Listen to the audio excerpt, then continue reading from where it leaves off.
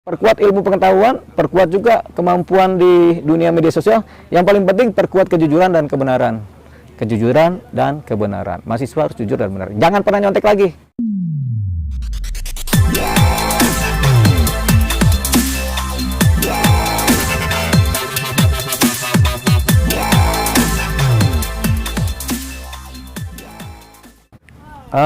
Perbedaan pergerakan ya, pergerakan mahasiswa ya. Kalau zaman dulu kan memang yang mau dikerjakan adalah, mau didemonstrasikan adalah persoalan perubahan kepemimpinan ya, kepemimpinan dari Pak Harto kepada era baru. Waktu itu kita nggak tahu era barunya siapa, tapi tujuannya sama, hampir seluruh bangsa Indonesia tujuannya karena terjadi berbagai macam gejolak dan penurunan situasi ekonomi di masyarakat dan jadi susah karena dolar tiba-tiba melambung tinggi dan belum pernah terjadi sebelumnya, sehingga apalagi udah kepemimpinan pada waktu itu memang begitu otoriter, begitu kekuasaan dan begitu kronisme terjadi, sehingga masyarakat pada waktu itu ingin bergerak. Cuman mulai dari mana? Tentunya karena dulu mahasiswa itu kan nggak boleh keluar kampus. Jadi pelan-pelan kita giring mahasiswa ini, karena aku jadi aktivis pertama yang mulai kita giring tuh, bikin scam kelompok-kelompok mahasiswa, walaupun belum boleh keluar kampus tahun 93, 94, 95, sampai akhirnya 95 percobaan kita keluar kampus dari UI, kita coba ke Kejaksaan Agung, demo sekali pun itu bis demo juga dibawa ke Polda, langsung kita ditatar di Polda tuh baru sekali, karena nggak boleh kan demo keluar kampung. Tapi nggak apa-apa, kemudian terjadi gejolak juga, peristiwa-peristiwa kayak politik ya, peristiwa PDI di PDI-nya Mega sama PDI Suryadi juga kemudian berpersoalan. Nah itu kemudian berkumulatif dan ya timbullah PRD, timbul macam-macam kan, sampai timbul akhirnya pergerakan mahasiswa yang murni. Tapi pergerakan mahasiswa murni juga semua ditunggangin sebenarnya. Saya pun ketika jadi aktivis ya memang ditunggangin juga oleh kepentingan politik. Tapi politik itu kan cuma ada 3 partai. Masuk ke 3 partai, siapa nunggangin kita juga nggak tahu, tujuannya sama lah. Tapi yang nunggangin mungkin masyarakat juga, karena udah nggak puas dengan situasi waktu itu. Jadi pendekatannya adalah demonstrasi untuk kepentingan penggulingan kekuasaan. Pak Harto berusaha digulingkan, diganti dengan yang baru. Ya, sampai terjadi kerusuhan-kerusuhan itu adalah akses kumulatif daripada rasa kekecewanya terhadap kepemimpinan pada waktu itu kan, Pak Harto, Pak Harmoko zaman itu kan. Nah, kalau zaman sekarang, mahasiswa sekarang ini kan udah reformasi, udah lama dari tahun 98 reformasi sampai sekarang. Paling yang tinggal adalah manajemen pemerintahan yang belum memuaskan masyarakat. Manajemen pemerintahan ini ya timbullah korupsi baru. Tapi kalau secara bersuara, secara politik bersuara, kita bebas. Artinya sudah merdeka ya, tinggal pakai aturan-aturan hukum yang ada kan. Nah, persoalannya lagi pemerintahnya sekarang mungkin pemerintah sekarang itu kemudian mulai melupakan tanggung jawabnya kepada masyarakat. BBM lah dinaikkan, inilah ada persoalan, kepolisian lah kemudian timbul korupsi, timbullah macam-macam jagoan-jagoan baru ya, yang dulu mungkin nggak pernah ikut merasakan bagaimana susahnya mahasiswa zaman dulu itu melakukan pergerakan untuk mengembangkan kekuasaan lama. Nah, pemangku jabatan sekarang mungkin sudah mulai nggak ingat lagi, mungkin sudah mulai nggak ingat sama persoalan-persoalan kenegaraan sama kebangsaan. Sama juga masyarakatnya juga udah mulai terkotak-kotak kemarin ini kan, ada yang mulai radikal, ada yang mulai kemudian berpihak kepada agama tertentu kan, sehingga terkotak. Nah, ini kemudian menimbulkan di dunia mahasiswa juga perpecahan. Tapi kemudian mereka mulai dipersatukan dengan persoalan kenaikan BBM. Padahal kenaikan BBM ini ya standar aja. Mungkin karena mengurangi subsidi kepada masyarakat, BBM naik. Tapi kan persoalannya kan itu juga menderita buat rakyat kan. Nah, nggak tepat situasinya, pemerintahan lagi banyak yang mungkin ya ada korupsinya, ada ininya, sehingga akhirnya mahasiswa bergejolak. Apakah bergejolak secara penuh kolosal? Jawabannya belum tentu, karena nggak semua kota itu ada mahasiswa bergerak, nggak semua juga universitas atau akademi itu bergerak. Sifatnya ya parsial aja, jadi sporadis saja.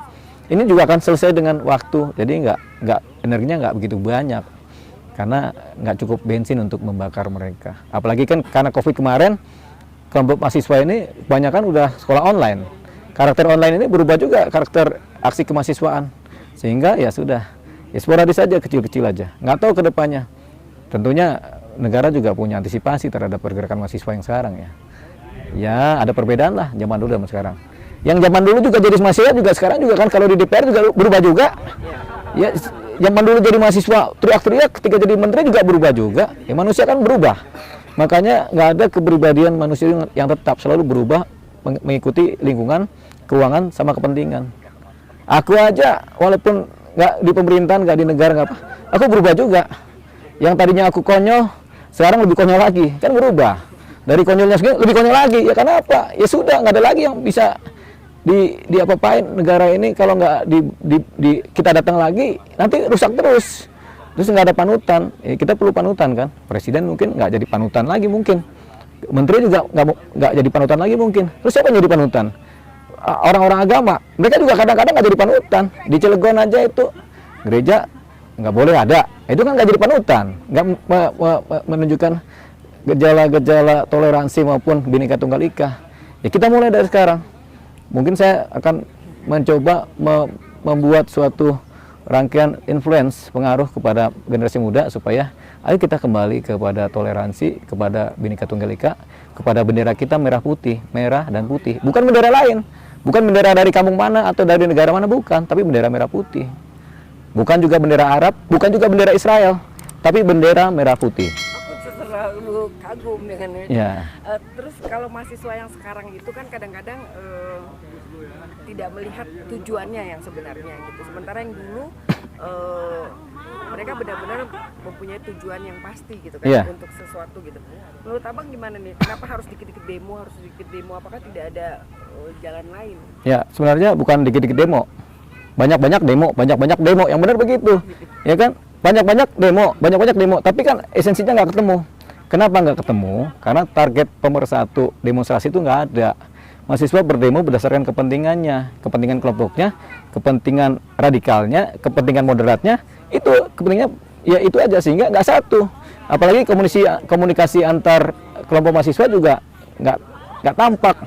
Misalnya dari kampus ini sama kampus ini nggak ada persatuan lagi masing-masing. Udah gitu kan, makin kita punya handphone, makin kita punya TikTok, main aja TikTok sama handphone itu, kagak ada demo-demonya. Makanya banyak-banyak demo juga nggak punya nilai. Apalagi sekarang media juga mainstreamnya juga kadang ada demo besar nggak diekspos, demo kecil diekspos, demo besar nggak diekspos, kan begitu aja. Jadi demonstrasi karena sudah diberikan kebebasan sehingga nilai demonstrasinya berkurang.